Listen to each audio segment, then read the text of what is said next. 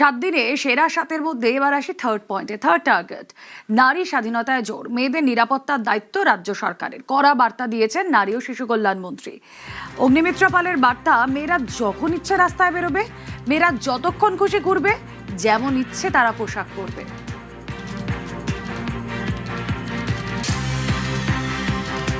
রাজ্যের মন্ত্রী অগ্নিমিত্রা পাল তিনি একদম স্পষ্ট করে দিয়েছেন নারী স্বাধীনতায় কতটা জোর দেওয়া হবে। মেয়েরা যতক্ষণ খুশি বাইরে থাকবে, যা খুশি পোশাক পরবে, মেয়েদের নিরাপত্তার দায়িত্ব রাজ্য সরকারের। আমি একজন সাধারণ মহিলা হয়ে আমার মহিলা বোনেদের বলতে চাই, মাথা উঁচু করে বাঁচবো, যেখানে যখন বেরোবার হবে, দরকার হবে তখন বেরোবো, যা খাবার ইচ্ছে হবে খাবো, যা পোশাক পরার ইচ্ছে হবে পরবো। আমাকে কেউ পুলিশিং, মরাল পুলিশিং কেউ করবে না। আর পুলিশের কাছে গিয়ে যে পুলিশ আগে এফআইআর নিত না, বলা হতো মিউচুয়াল করে নেবার জন্য, 0 এফআইআর, যেখানেই যাবে পরে ইনভেস্টিগেশন হবে, আগে মহিলার যে কমপ্লেন আগে নিতে হবে। দেখো, আরজিকর থেকে আরম্ভ করে দুর্গাপুর কিংবা এই সাউথ ক্যালকাটা ল কলেজ, এই গোটা ঘটনাটাই চোখে আঙুল দিয়ে রাজ্যের প্রত্যেকটা মহিলাকে দেখিয়ে দিয়েছিল নারী ক্ষমতায়ন, নারী স্বাধীনতা কতটা গুরুত্বপূর্ণ অন্তত আমাদের রাজ্যে।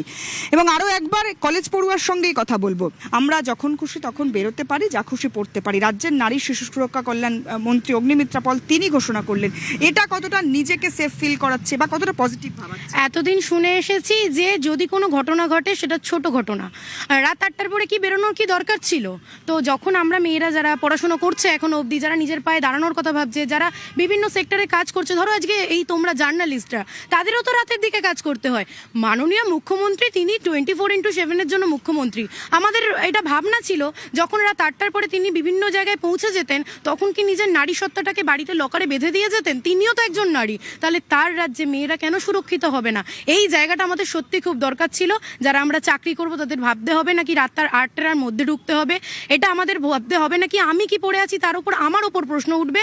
মাননীয় মুখ্যমন্ত্রী বলবে এটা ছোট ঘটনা, ওরা দুষ্টু ছেলেরা করেছে, তাদের সাহস দেবে না, তাদের আশ্রয় দেবে না সরকার। এটা আমাদের জন্য খুব দরকার ছিল। মেয়েরা নিজের মতো পড়বে, মেয়েরা নিজের মতো জামা কাপড় পরবে, নিজের মতো চলাফেরা করবে, নিজেদের মতো শান্তিতে স্বাধীনতার সাথে বাঁচবে। এই যে ঘোষণা রাজ্যের মন্ত্রীর, তার কথায় কতটা উদ্বুদ্ধ হচ্ছেন, তার কথায় কতটা নিরাপদ মনে হচ্ছে?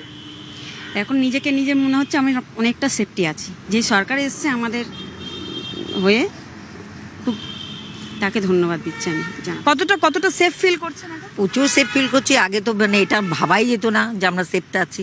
তা সেই তুলনায় আমরা অনেক, মোদিজি আমাদের নারীদের যে এত সম্মান দিয়েছেন, এর থেকে বড় কিছু কারোর কাছ থেকে কোনোদিন পাইনি।